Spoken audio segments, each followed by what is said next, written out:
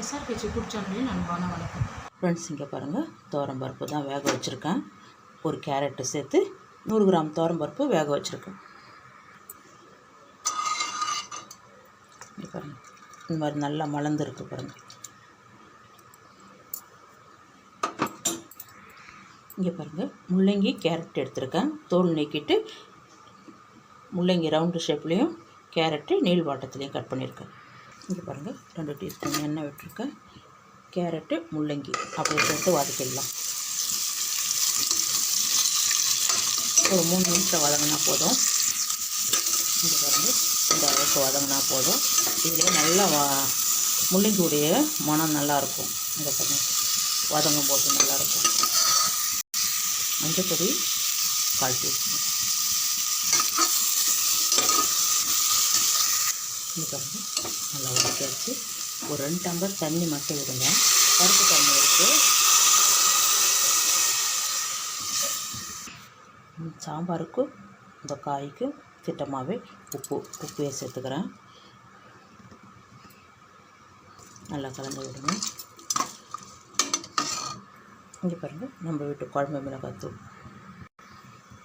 2 teaspoon சேர்த்துருக்கேன். இது கூடவே ஒரு தக்காளி,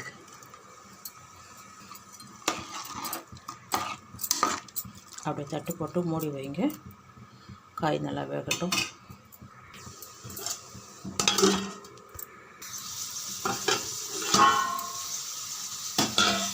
பாருங்கள், கேரட்டு முள்ளங்கி எல்லாம் நல்லா வெந்திருக்கு.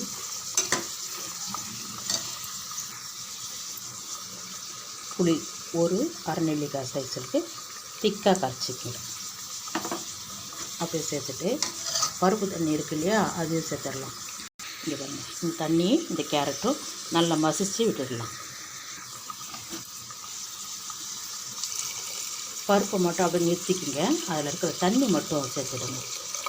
அவ்வளோதான்.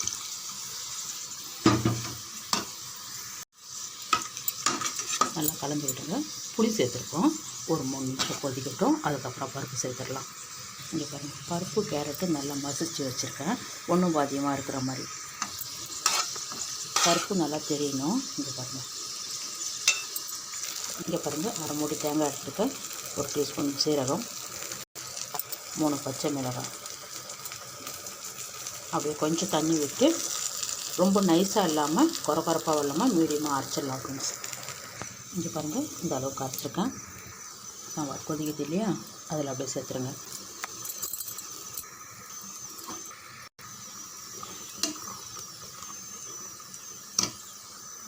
தேங்காய் சேர்த்த பிறகு ரொம்ப நேரம் கொதிக்கக்கூடாது. நம்ம கடந்து இருக்கிற பருப்பு எடுத்து அப்படியே சேர்த்துடலாம். பருப்பு கேரட்டு அப்படியே ஒரு தாளிப்பு கொடுத்துடலாம்.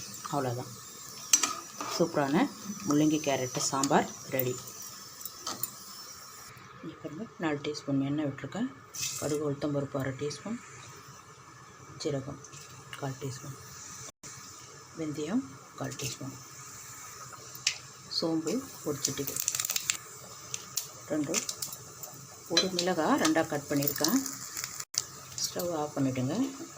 கொஞ்சம் கருவேப்பிலை, கொஞ்சம் பெருங்காயப்பொடி, கொஞ்சம் கூடுதலாகவே சேர்த்துருங்க.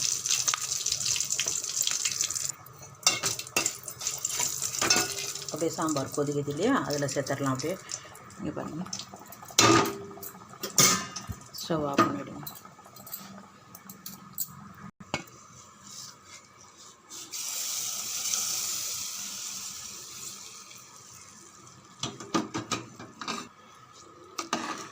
சூப்பரான சாம்பார் ரெடி. சாம்பார் ரெடி பண்ணியிருக்கேன். இங்கே பாருங்கள், ரொம்பவே நல்லாயிருக்கும். ஆறி எடுத்துனா இன்னும் நல்லா திக்காக இருக்கும். கொஞ்சம் மல்லி இலை,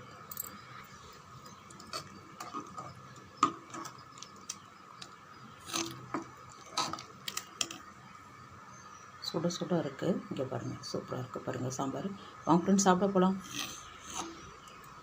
இந்த வீடியோ பிடிச்சிருந்தால் லைக் பண்ணுங்கள், ஷேர் பண்ணுங்கள், கமெண்ட் பண்ணுங்கள், சப்ஸ்கிரைப் பண்ணுங்கள். மறக்காமல் பக்கத்தில் இருக்கிற பெல் ஐகானை கிளிக் பண்ணுங்கள். Thank you friends.